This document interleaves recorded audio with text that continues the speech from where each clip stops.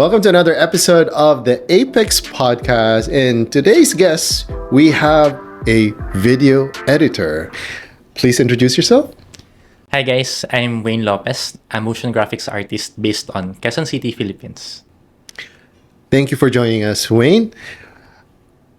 Tell us, who is Wayne outside the professional freelancing world?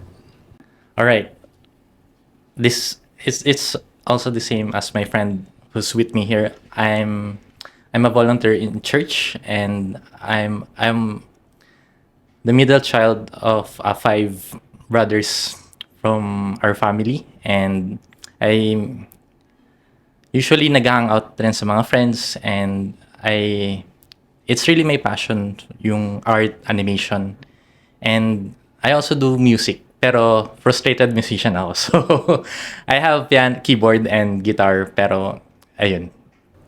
And you do this at church? No, personally lang. Kasi when I tried to audition sa music ministry, ang binagsak ko live production. Meron palang concert performance. Hindi nakapasa. So media, my ministry is media. So tell us about more on your freelancing, your professional work as a freelancer. So you do video. What kind of videos do you do? Do you edit? Do you do animations, please? Yeah, I do motion graphics artist, but originally I'm a 3D character animator because my course back in college is digital illustration and animation from Ateneo. And unfortunately, I stopped studying. I didn't graduate, but that didn't hinder me from pursuing my dreams. And from there, the first company I was hired to was an advertising company. And it's funny because yung mga kasabayan ko dun sa application, they are all graduates. And pagdating sa portfolio, doon ko lang sila na talo. So, doon nag-start. I started working on advertising company. Doon nag-grow yung skills ko. And then, motion graphics artist. And then, eventually, I got employed we started an animation studio, 3D animation studio. But eventually, umalis rin ako eventually due to personal reasons. And then, after that, from there, dire-diretso na ako freelancing. So, from, I think, 7 to 10 years by now. And up to today, it's still video editing, motion graphics. Favorite projects ko was usually kapag yung mga opening ng events. And have you ever noticed yung mga intro halimbawa may Netflix show? Before dong episode, di ba, usually may intro nun. Those kinds of intro. Ganun yung gustong-gustong ginagawa. And, sorry, sinasagot ko. Parang nagkukwento na ako. That's no problem. Pero, yung joy dun actually talaga is kapag nakikita ko usually I have the privilege na makita rin yung reaction ng mga audience. And if not, from my international clients, they usually tell me, Wayne, we wish you were here para makita mo yung mga reactions nung tao. But yeah, that's it. That's such an interesting story because let me rewind back. So, by passion, you love to design characters. Yes. And do you still do that up to this day? Yes. Character. I love to draw characters. I mean, character design. That's one of my favorites. Actually, back in pandemic, me and my friend, we work on a character design contest from a crypto game. Hindi kami nanalo, pero it was a fun experience, collaborating with other people. And it's just yung uniqueness ng character, yung personality. Parang, ayun. And yung contest back then was may stages siya ng parang Pokemon from this level to this level and then to that level. That's an interesting story because it's quite rare that we meet someone who's into character design. In terms of this type of character, once you start on it, do you also animate it? Do you bring it to life? That's one of the joy why I do animation. It's really because putting life to the things, the inanimate objects. That's what animation means. Animate, to bring something into life. So actually, when I see graphics or characters, the way I see it on my mind, it's already moving. So it's really a joy for me. Actually, my it's funny because my inspiration back then when I took up my course was when me and my brothers was watching Naruto. So every time the opening music plays, nagtatalunan na kami sa kama nun, super excited. And then actually, nung yung entrance exam, ang funny. This is without communicating to my brother. Pero may entrance exam dun sa college. And then, yung dinrowing ko sa final test was si Sasuke. Tapos yung kuya ko, ang dinrowing niya, si Naruto. So, by the way, yung kuya ko, ano rin, siya yung graduate ng animation sa college. With your freelancing work, do you still apply character design in your professional work, or do they require something else, like maybe editing a video of an event or of a mini series? Do you still apply that passion? In a small way, I think. Like, for example, right now I'm editing online courses, doing video ads, short form reels. In a way, I think one characteristic that I can get from character designing is its personality, its uniqueness, how that character stands out. So when I apply it in video ads, how can you, since a lot of people or the viewers really has a short attention span, so how can you make it unique and attention grabbing? That, so those fancy little things that I can get from character designing, it can also be applied in motion graphics, video editing, online course. So with online course, it's about the user experience. The moment you see the intro, how does it feel? Does it feel premium? Does it feel meh? Or just just those things. In our community of VAs, I think character design is way too advanced for any VA to take over. Even if training comes in, I think you need the passion in order to bring something to life. Now, when it comes to video editing, like you just mentioned, that you could apply the same characteristics, bringing something to get attention from an audience. I know there are a couple of VAs out there. I mean, there are probably thousands of VAs that does video, just like you do, reels, editings. What would your advice be to them in terms of trying to bring, let's say, a reel to get so much attention? For me, before I go to specifics like the technicalities, I think the one thing that you really have to do for you to do those things is for you to enjoy what you're doing. Like, in the first place, if you're not enjoying what you're doing, it would be really mechanical. Like, it's just complying what the job needs or the video or the needs. But when you're coming from, you are enjoying from what you're doing, it's really like those are the times where creativity happens. Like, what do you, just like in character design, we're always fascinated with new characters, every time there's a new TV show, what's this character be like, what's his personality, what's it. So if you applied it with video editing and VAs, how does this one stands from the market, the industry, or whatever happening is right now. Like, if I give an example, there's a famous editing in YouTube. It's from the videos of Ali Abdal.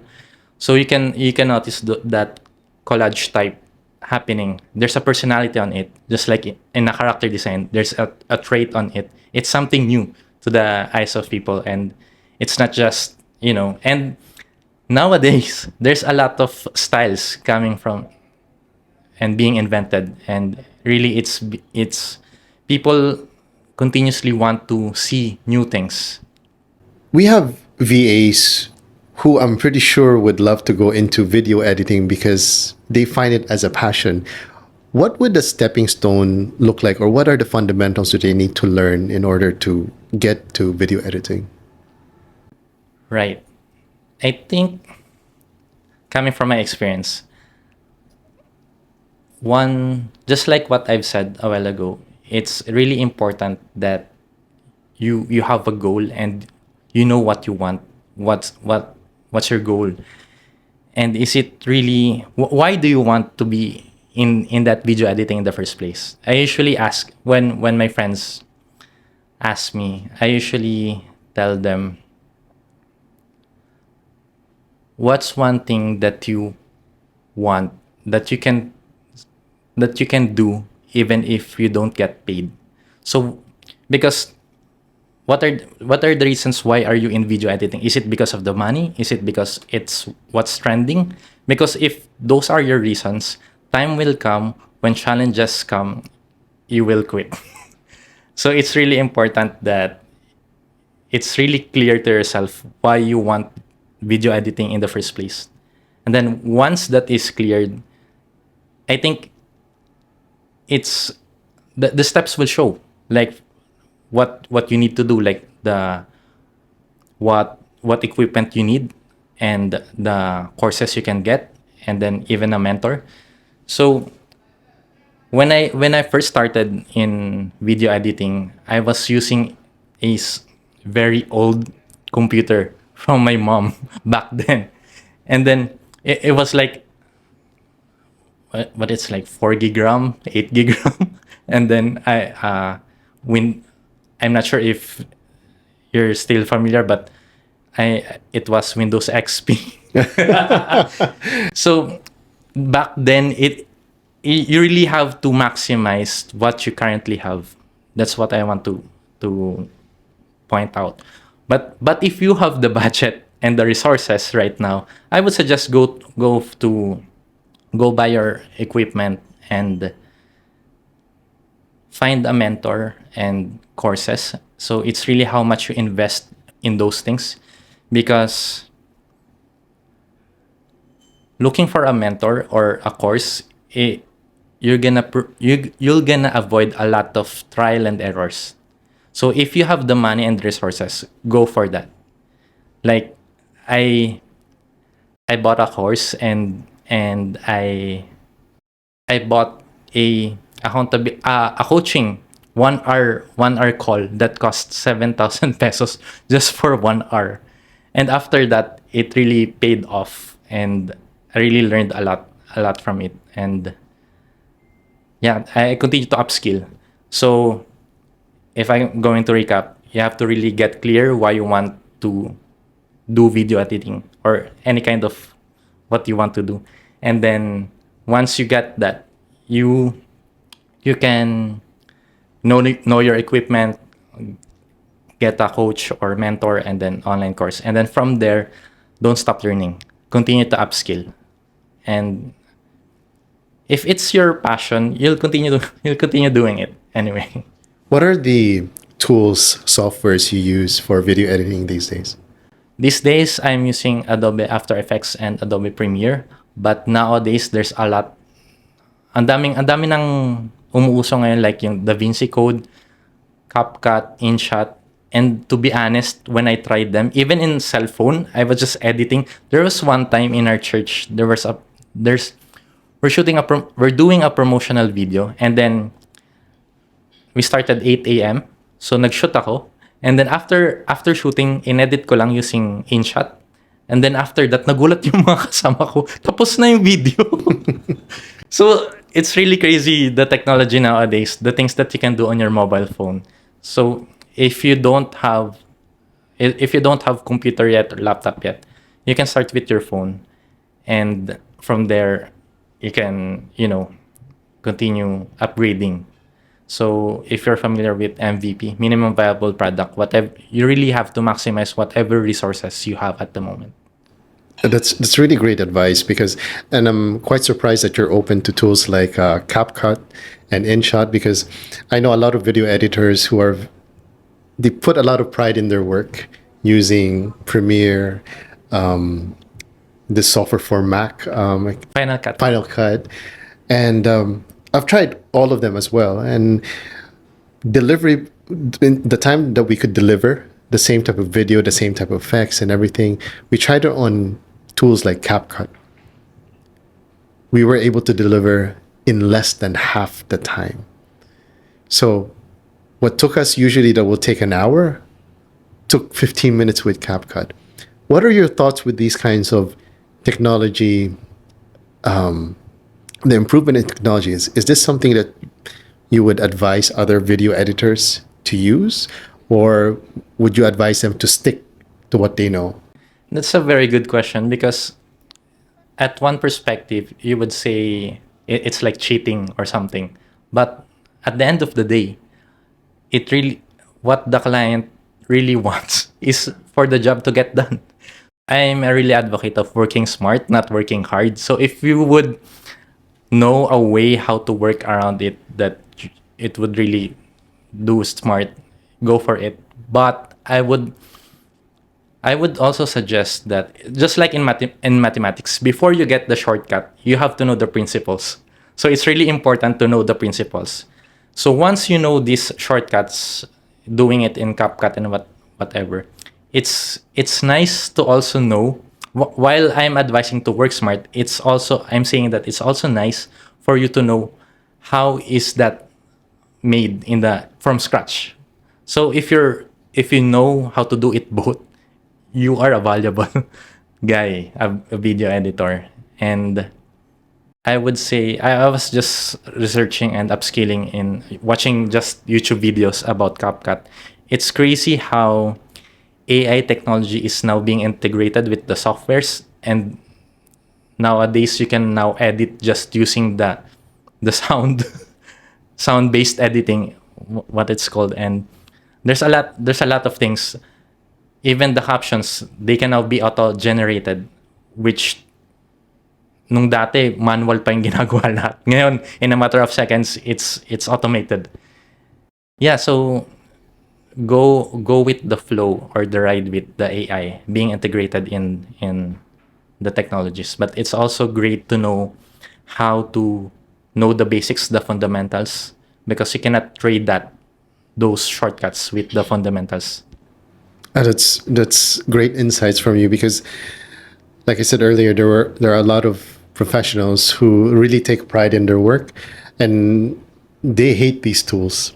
They hate that a teenager can do the same type of job that they could do Right. in less time.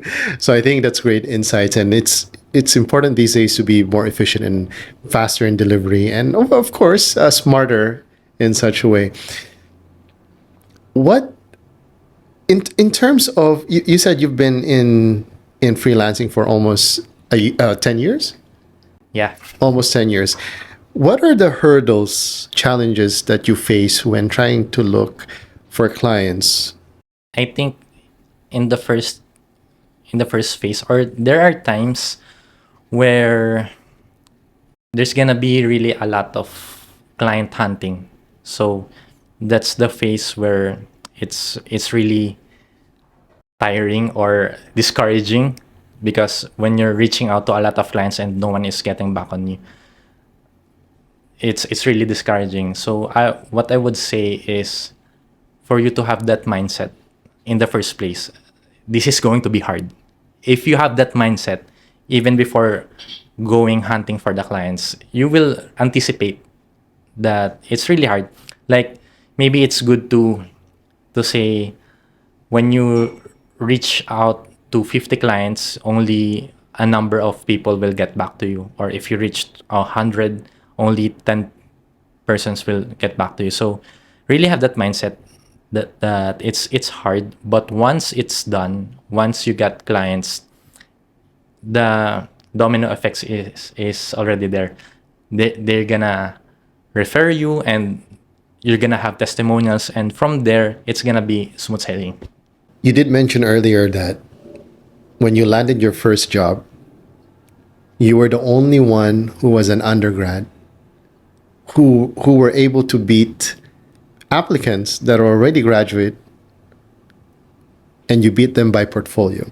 How important, or what is the type of portfolio does a video editor have in order for them to win a client?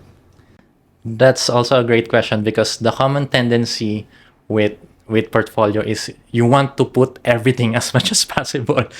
Like you can't choose. It's just you want this, you want that to be included.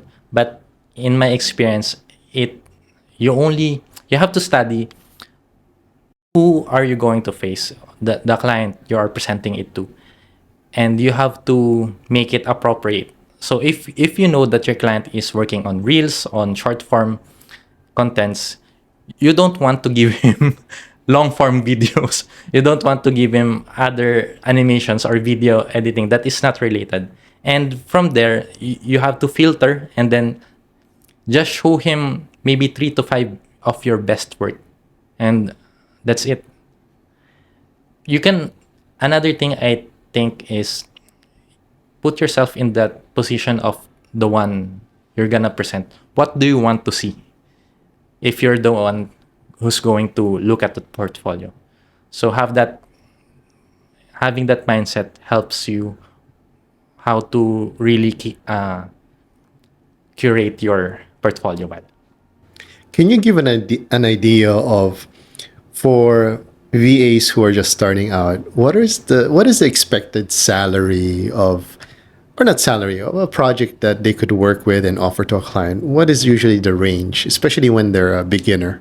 When beginner, I think it's safe to say it depends whether it's local or international, because when they're starting out in and your client is international, of course your starting would also be higher compared if you have local. But there are also local clients here that if you happen to be lucky to have that really established, and then you're just starting out and it happened maybe around I'm not sure, maybe around 5K to 10K For local. for local. Yeah. And what about international? International, maybe 10 to 20K Per video. per video. Yes. So that also depends on whether it's reels, it's long form, it's, Around those, yeah. yeah. Okay, so that's great insight. So at least our VAs know what to expect. Yes. And and those price range are probably for 2024. It could change anytime Yes. in 2025. Could go higher, Yes. lower, and I think there is. I don't think there's an abundance of video editors, VAs specifically. I think in general as well, video editors are very, I wouldn't say scarce, but they're hard to find. Right. I'm not sure. Nowadays with the digital era that we're having, and there's so lot of contents going on YouTube, Instagram, TikTok, Facebook. Maybe, yeah, I think it's hard to find, but it's becoming a trend right now. There was a time before when I was just studying in college, yung rampant that time is nursing. So parang everyone is going nursing.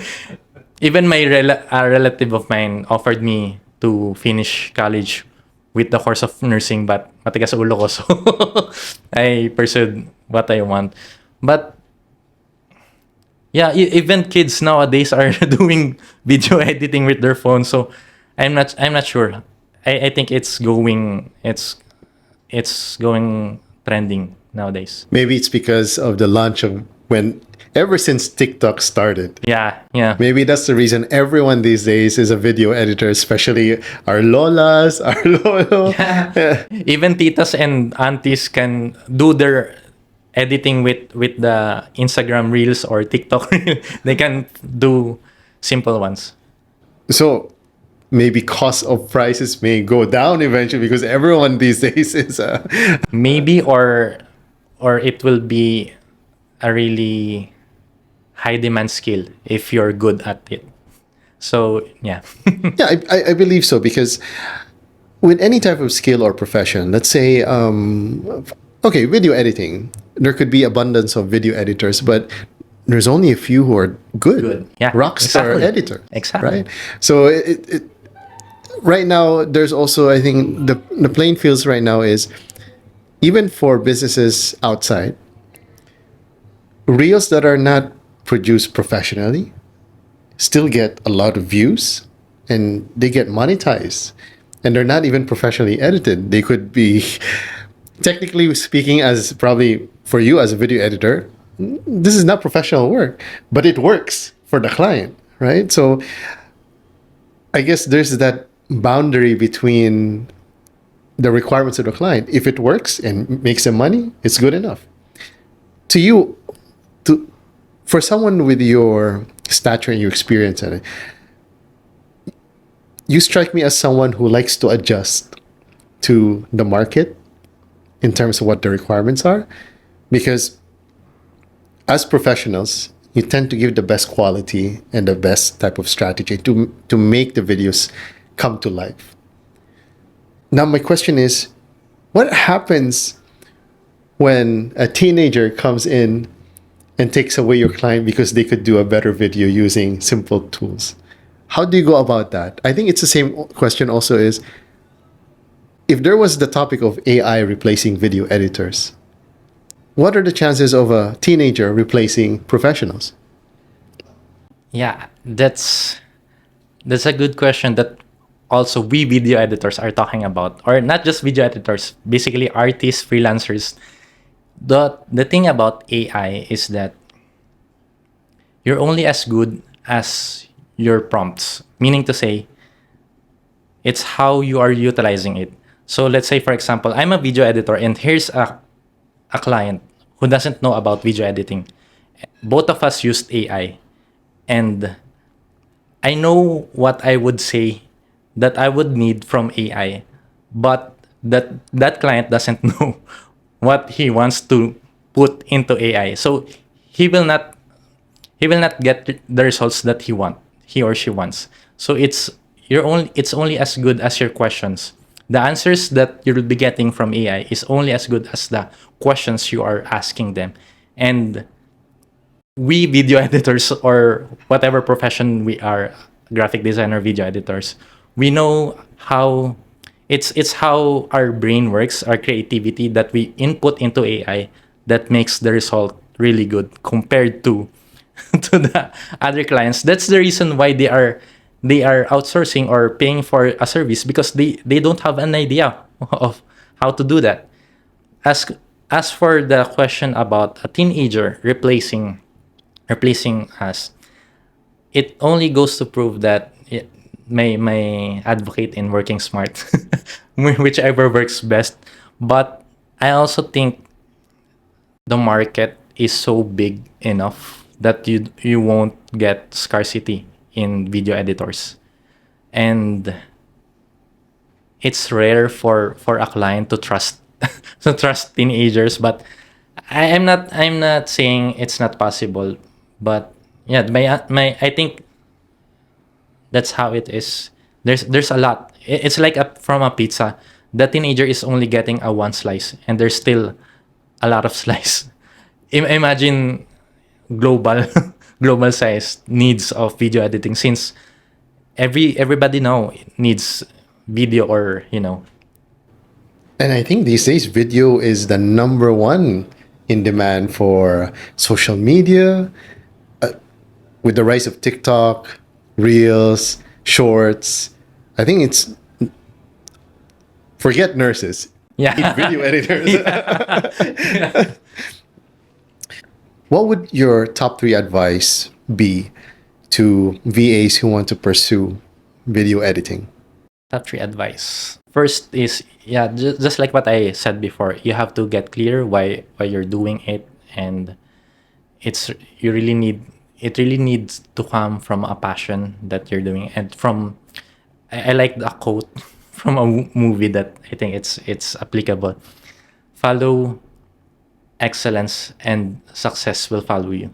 So if you're not, it's not only applicable with video editing as a VA. So if your niche is in other also, it's applicable. But yeah, you have to get clear, and then reference. I'm training my brothers, and I always tell them you have to build your internal library. So just consume media that, everyday media with YouTube, Pinterest, Instagram. By the time you are working on something, it will just come naturally. Oh, I remembered this an idea, and you put it together, and then boom, you have a creative output out there. So you really have to develop that internal library. You have to get clear why you're doing video editing, and then that internal library, and then continue upskilling.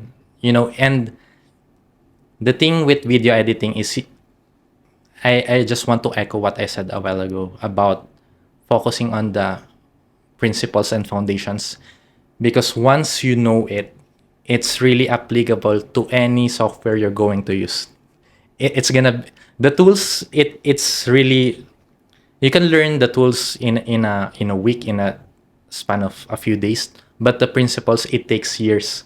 I mean, if you have ingrained it into your mind and body, like, I think a good video editor is a good storyteller.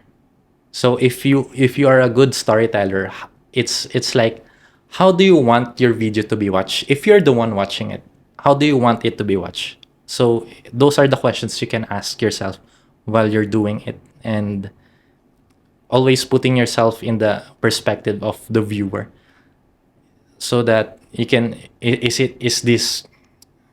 the flow of the story good? Is it eye-catching? Does it make sense?